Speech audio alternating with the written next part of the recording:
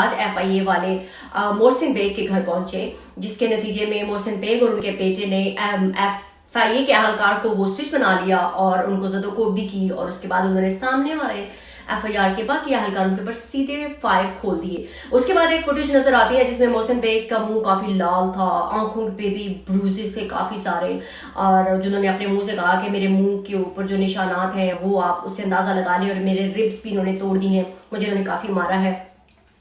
Tit for tat پر جو بھی situation تھی اس کے اندر کوئی بھی سویلین، چاہے وہ کتنا بڑا صحافی ہی کیوں نہ ہو یا وہ کتنے ہی طاقتور لوگوں سے ان کے لنکس کیوں نہ ہو، وہ جب بھی قانون کو اپنے ہاتھ میں لے گا وہ ایک کرائم ہی کنسیڈر کیا جائے گا۔ اس کے اس ایکٹ کو آپ کسی بھی طرح سے جسٹیفائی نہیں کر سکتے ہیں۔ آج پاکستان کے ٹی وی چینلز کے اوپر مجھے بہت ہی سیم وائسز دیکھنے اور سننے کو ملی، جنہوں نے محسن بیگ کے اس ایکٹ کو کنڈیم کیا،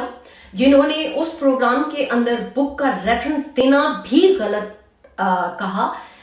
جو کہ میرے لیے ایک بہت ہی پلیزنٹ سرپرائز تھا، کیونکہ اکثر دیکھا گیا ہے پاکستان کے اندر کہ جھنڈ کی طرح ہم لوگ اپنے برادری سسٹم جیسے صحافی سسٹم ہے تو صحافی، جج ہے تو جج، سیاستدان تو سیاستدان، مطلب سب اپنے برادری کو ڈیفینڈ کرتے ہیں۔ انہوں نے رانگ کو رانگ اور صحیح کو صحیح کہا۔ محسن بیگ نے قانون کو ہاتھ میں لے کر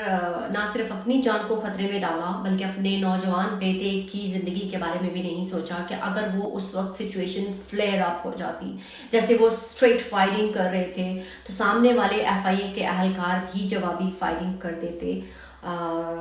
تو پھر پیچھے کیا رہ جاتا، جانیں چلی جاتی۔ پھر بعد میں پاکستان کے میڈیا کے لوگ یہی کہتے کہ ایف آئی اے والے جو ہیں انہوں نے زیادتی کی ہے یا پاکستان سیف نہیں ہے صحافیوں کے لیے، ایٹسٹرا ایٹسٹرا۔ تو یہ اب میں آپ کے اوپر چھوڑتی ہوں کہ اگر آپ کے گھر کل کو کوئی بھی پولیس آتی ہے تو کیا آپ کو کوئی بھی قانون یہ کہتا ہے کہ آپ ان پولیس والوں کے ساتھ اسلحہ تان لیں یا ان کے ساتھ زد و کوب کریں؟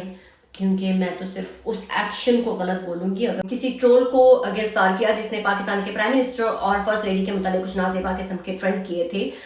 میرے خیال سے اس نوجوان کو شاید ایف آئی اے والے سمجھاتے کہ بہکا ہوا نوجوان ہے، نیکسٹ ٹائم مت کرنا، بلا بلا بلا کر کے اس کو چھوڑ دیا جاتا، لیکن مریم نواز شریف صاحبہ نے اڑتا ہوا تیر پکڑا اور اس ٹرول کو اون کر لیا، یہ کہہ کر کہ یہ ہماری پارٹی کا کارکن ہے اور اس کو فوراً چھوڑا جائے۔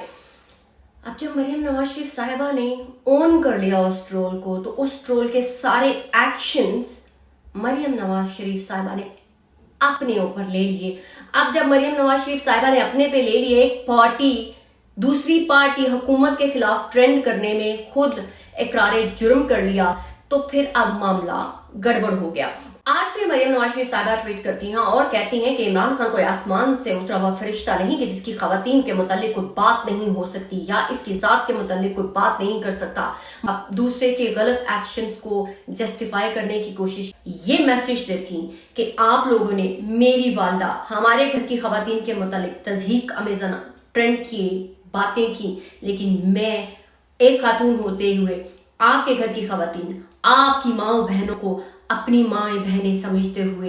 ان چیزوں کو کنڈیم کرتی ہوں کہ یہ کسی بھی طرف سے، کسی بھی پولیٹیکل پارٹی کی طرف سے ان چیزوں کو